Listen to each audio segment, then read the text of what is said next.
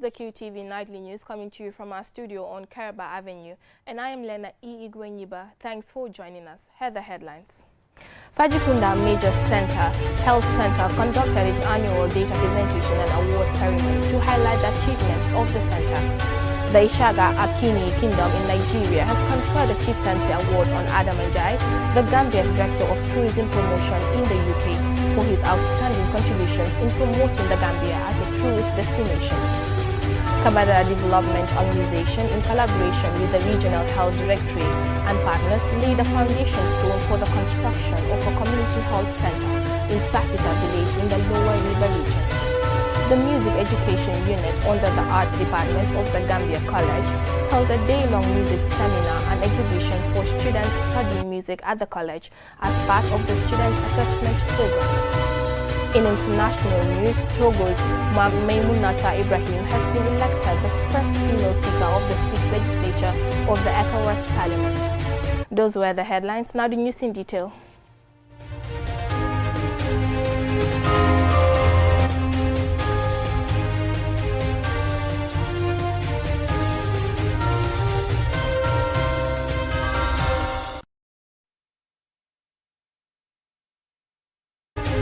The event achievements of the center, its staff, and the way forward. Juldanja attended the event and she now reports. The event celebrates the dedication of healthcare personnel in serving the public over the past year, while outlining challenges and how to address them. The theme for this year's event is Accurate Data, a Pillar to Development in Health. Data collection has far-reaching implications for all involved in the delivery of care, including healthcare organizations, individual providers, and the patients. Fajikunda Major Health Center has a catchment area population of over 313,000, out of which about 90% of the women in the areas, amounting to 2,694 delivered at the center in 2023. Ramatulai Kamara, officer in charge of Fajikunda Health Center, highlights the importance of the annual data presentation and awards ceremony. We are not here to find fault from each other, but to build each other. Please, I'm urging each and every one of you, when there is time for presentation, let's learn from each other, share ideas. That is the main purpose, so that next time when we come here, perfection will be ascertained. We are all seated here today. Without data, I don't think we can able to tap funds from anywhere. So data plays an important role for health development. Musa Kamara, Regional Director, Western One Health Region, calls on the government and partners to invest in healthcare to attain Gambia's sustainable development goals. We are here to ensure that the right thing or the right services are done, and the right services are offered to the general population. So we are constrained, yes. Challenges in terms of working equipment, sometimes we have inadequate supply. So that intervention gap, we want to implore on partners and local partners, particularly Ministry of Finance and Economic Affairs. I want to appeal on behalf of the ministry for them to consider investing more in health. Health is expensive. Seni Sane, Director of Health Research at the Ministry of Health, calls on other health facilities to emulate Fajikunda Major Health Center in the Health Ministry's quest for quality healthcare service delivery. If Fajikunda actually, in our indicators, looking at our indicators, we are seeing that Fajikunda is doing very well. Now other facilities will learn from them as a best practice to be able to also implement similar way of doing things, so that across the entire health system we will have an improved health indicators. Because those indicators, we are targeting ourselves as a nation, but as well we are also being gauged internationally in most of those indicators. So it's a platform where now management also try to gauge the performance of our facilities, comparing it to other facilities. Because that's why this is a good practice that we want all health facilities across the entire country to do similar types of events. The gender-based violence cases and the social incidents recorded at the center from August 2023 to May 2024 include 28 intimate partner violence and 2 reported rape cases. The officials highlighted challenges such as insufficient beds and inadequate water supply in the delivery rooms, lack of adequate gender-based violence case management caseworkers, among others. Despite these challenges, the health center has seen an improvement in its service delivery thanks to the dedication of its staff. For QTV News, I am Julden Yai. The Ishaga Akini Kingdom in Nigeria has conferred the Chieftaincy Award on Adam Njai, the Gambia's Director of Tourism Promotion in the UK, for his outstanding contributions in promoting the Gambia as a tourist destination. Lolem Kamara has more. The award ceremony was attended by various dignitaries and tourism officials, including representatives from the Ishaka Akini Kingdom, who expressed their admiration for Njai's achievements and pledged their support for the growth of Gambia's tourism industry. Mr. Njai thanked the kingdom and its people for recognizing his work. It is the award of the chieftaincy title. I think it's only because of I promote Gambia wherever I go, and I think Nigeria has been a country I've been for so many years, and the High Chief of Isaga Akini Kingdom feels that I'm doing a lot for my country, and the kingdom decided that they need to give an award, and they conferred me a title called Burokini, and I know you'll be eager to know what it means, but it is just a name of somebody that deserves to be awarded, somebody highly respected. I have to do more for my country, because whatever recognition I have anywhere in the world, even anytime they call my name, is the Gambia. Because I promote tourism, and tourism is part of us, it's part of the Gambia. And I think I'm expected to do more. I'm not going to relent, because this is an award that I did not expect, and it's very touching to have such an award from another kingdom outside the Gambia.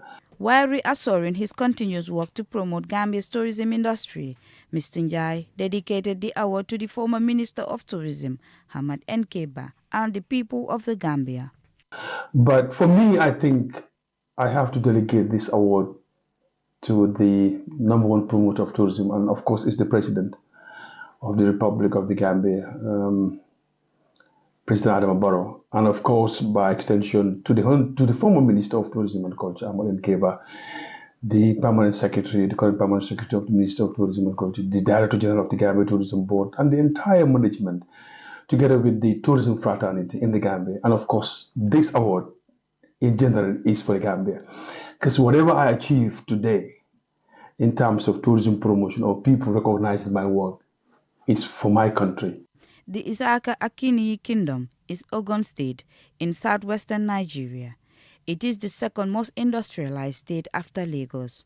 The King, His Royal Eminence Francis Femi Akini, presented Mr. Njai with a certificate symbolizing the kingdom's appreciation for his efforts. With Isaka Akini Kingdom support, Njai's award brings him individual success and also contributes to the growth and success of Gambia's tourism industry by raising its profile in this way. With such recognition, Gambia's tourism sector hopes to thrive and attract more visitors and investment. For QTV News, Lolem Kamara. Now, the Governor's Office, in collaboration with Kabada Development Organization and the Regional Health Directorate, laid a foundation stone for the construction of a community health center in Sasita village in the Lower River region. Bakari Belde attended the event and he filed this report. Sasita village is approximately 5 kilometers off the main highway, and the community has struggled with various challenges, including a poor road network, electricity, and access to primary health care. The construction of this health center will have a great impact on the community and surrounding villages. Sidi Lamin Ba, the governor of LRR, highlights that the government of the Gambia is working tirelessly to bring development to the doorstep of every Gambian. The government collects this tax, and it is this tax that it brings back to the community to develop their area in the form of hospitals, schools, and other social amenities. But Kabada development organizations have put together themselves to show the country that they will not leave everything to the government. They are people who are committed to the development of this country. Hence, they come up with this initiative to contribute through themselves and then lay the foundation stone of upgrading the health post to a health center. This is really applaudable, and thank you very much from the bottom of our heart. We appreciate it. Musa Njado, the General Advisor of Kabada Development Organization, a partner in this project, outlined the significance of having such development in the community. We're doing it for our community. And maybe I will never benefit, but my people will benefit from it. And that's why it's important. I call every youth in Kabada, the entire LLR, to join us and to complete the hospital as soon as possible. Yeroba is the Regional Health Director. This is a great development, and it is an addition which contributes immensely to government efforts to see that every Gambian have access to healthcare services. It is in our quest as a ministry to bring healthcare services to the doorsteps of every Gambian. My Honorable Chief has already mentioned, if you look at our policy, health policy, our main objective is to make sure that no Gambian travels more than 5 kilometers radius without accessing a health facility. Edeba, a native of the village, spoke on behalf of the community. Already the Kabada Development Organization has given us 50 bags of cement to start the project. And they promise to support us through the journey to ensure that the health post is completed. The ceremony was well attended by the community, griots, the district chief, government officials, regional service chiefs, and the National Assembly members for Jara West and Central.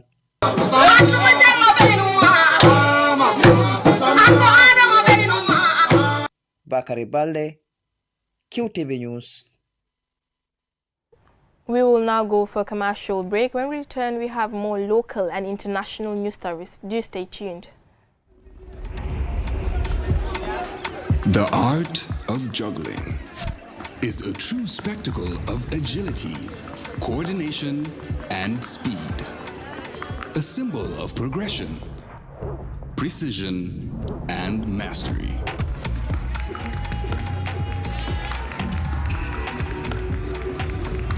.5G speed is like having the juggler in your pocket.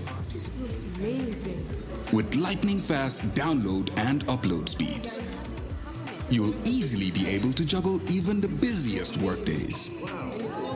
Whether you're a busy entrepreneur, a creative, or just someone who wants to stay connected. Juggle your tasks with ease with QCell 5G speed. The future is here. It's fast, reliable, and efficient. First brought to you by QCell. We innovate, others follow. Looking for the perfect place to promote your product or place your advert? Look no further than QTV. We are the premier destination for businesses looking to connect with Gambian audiences and beyond. At QTV, we offer a variety of advertising solutions to suit your needs and budget. With our diverse range of programming, you can be sure that your ad will reach a broad and engaged audience. From our popular news broadcast to our exciting music and entertainment programming, QTV has something for everyone. QTV, the premier destination for advertising in the Gambia.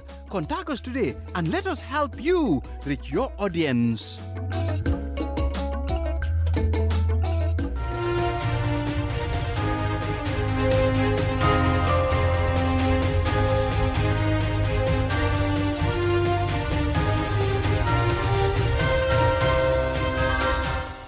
Welcome back, and this is QTV News with me, Lena E. Igwenyiba.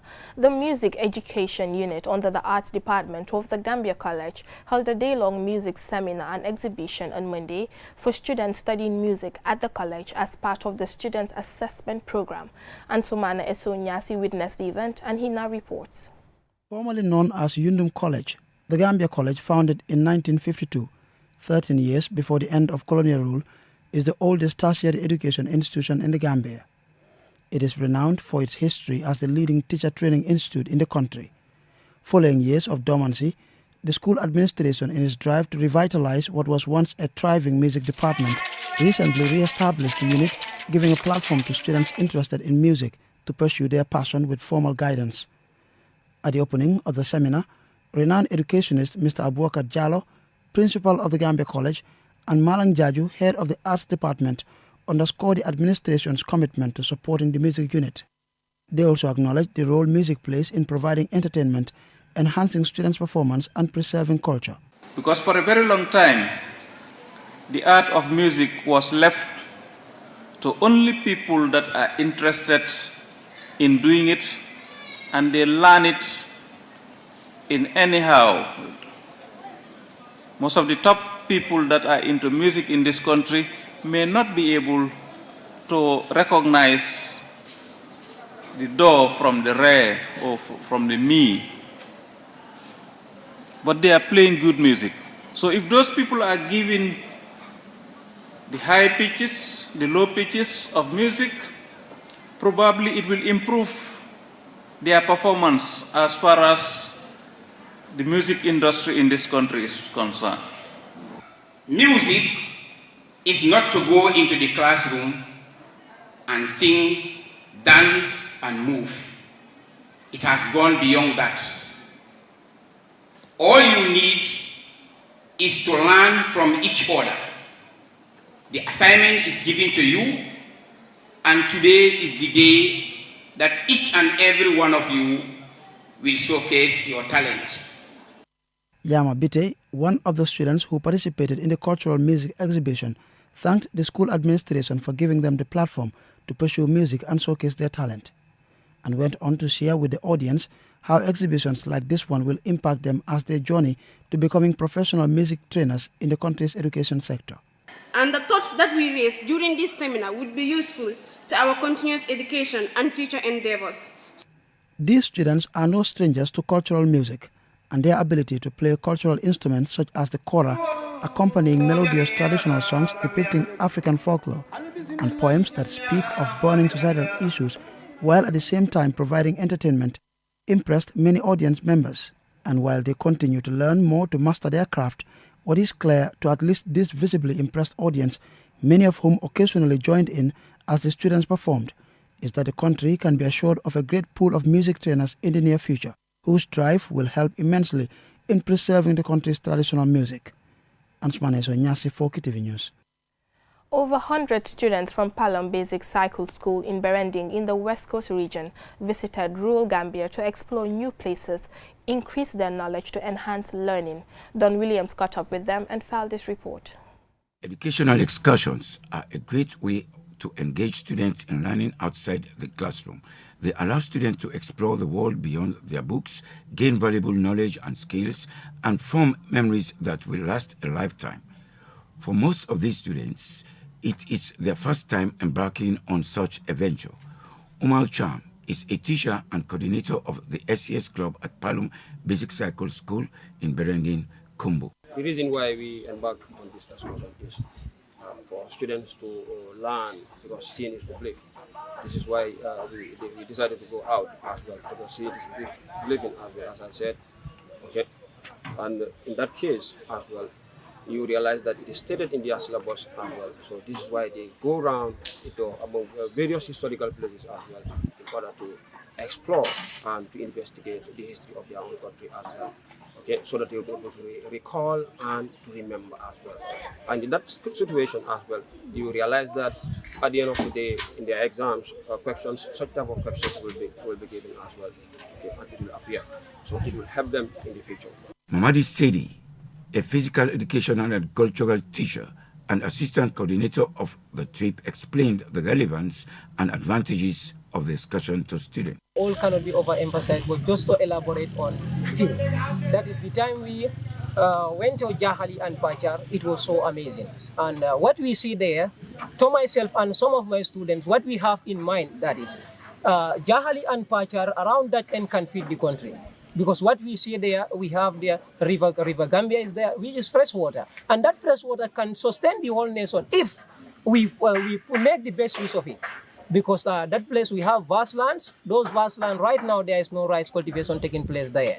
Excursion for educational purposes provides alternative learning strategies for students, adding variety that is beneficial for both students and teachers. Mai Sayang, a student at Palom Basic Cycle School, explains how she feels about the trip. Because in the rural area, we have vast lands. The schools also are well developed, and the climate condition is different from the urban area. I feel so happy because I see so many things. In class, they just explain, but we don't see it with our ordinary eye. But I saw the stone cycle. I touch it and feel it, and then I understand it. Education trips help students to explore and interact with different environments, cultures, and historical sites, which enables them to apply their knowledge and skills to real-world situations. James Jatta is also a student at Palom Basic Cycle School. I feel so happy to see the places I have never set my eyes on, because in class they only explain, but you will not see the things they are explaining about. So I'll be so proud when I see the things that they have explained to us. Excursions offer hands-on learning opportunities that can help children develop a sense of curiosity and appreciation for the world around them beyond their immediate surroundings, and can inspire them to continue learning and exploring. Don Williams, QTV News, Farafeni, North Bank Region. Next up, we have international news.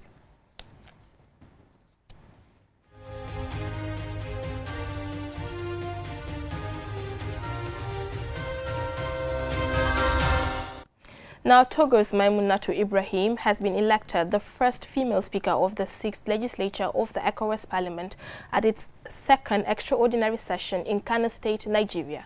Ali Sise tells us more. After Sierra Leone, the position of Speaker of the ECOWAS Parliament was zoned to Togo under the rules of the ECOWAS Parliament, which provides that the position of Speaker shall be allocated to member states on a rotation system. Madam Ibrahim's election was delayed because Togo had not conducted a parliamentary election to enable the country to send their representatives to the community parliament, which has now been done. In her absence, First Deputy Speaker Jibrin Brau of Nigeria was acting as Speaker. Madam Muminatu Ibrahim assumed the role with vast experience and knowledge, having served as third Deputy Speaker of the ECOWAS Parliament in the 5th legislature. Speaking earlier at the opening of the session on Tuesday, which is scrutinizing the strategic plan for the 6th legislature and the 2024 work plan, the First Deputy Speaker, Jibrin Barau, Abba Kabir Yusuf, Executive Governor of Kano State, respectively, said the session in Kano will further deliberate and provide fresh perspectives on pressing issues in the ECOWAS region and provide recommendations on how peace, security, and stability can be attained. I will, in consultation with my colleagues on the Bureau, be proposing the appointment of an ad hoc mediation committees whose mandate will be to work within all stakeholders in getting our brothers to rescind their decision and come home and work towards promoting dialogue with a view to resolving conflicts in the region. It is no doubt that we are stronger together. The regional integration will no doubt create new opportunities for economic diversification as well as wealth creation, while at the same time supporting the creation of formidable firewalls that will protect communities and member states from visiting insecurity occasioned by banditry, terrorism, and other violent extremism. The 6th legislature is expected to be more proactive by translating their commitments into actions for the greater good of the sub-region. It is hoped they will build on the gains of the 5th legislature and turn their challenges into opportunities. Reporting for QTV News, I am Aliou Cisse. Also in international news, tens of thousands of genetically modified mosquitoes have been released in Djibouti in an effort to stop the spread of an invasive species that transmits malaria. The friendly, non-biting male Anopheles mosquitoes, developed by a UK-based biotechnology company, carry a gene that kills female offspring before they reach maturity. Julden Jai reports. This move comes as Djibouti, one of Africa's smallest nations with just over 1 million residents, grapples with a dramatic increase in malaria cases, skyrocketing from just 27 in 2012 to more than 70,000 in recent years, according to the World Health Organization. The health body attributes the surge to the arrival of Anopheles stephensi, an invasive Asian mosquito species that transmits the deadly disease. The mosquito species has also been detected in Ethiopia and Somalia, Djibouti's neighbors in the Horn of Africa, posing a significant regional threat. Djibouti Health Minister Ahmed Roble Abdelle told CNN that his nation was trying out the new technology developed by Oxitec and believes it could be a game changer in reducing malaria spread. In 2019, a team of scientists released Africa's pioneer batch of gene-modified mosquitoes to gather data on the potency of the technique in Burkina Faso, where malaria is a leading cause of death.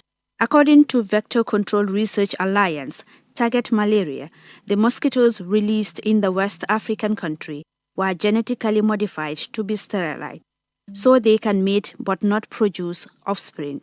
It added that an estimated 14,850 gene-modified male mosquitoes were released and 527 were recaptured.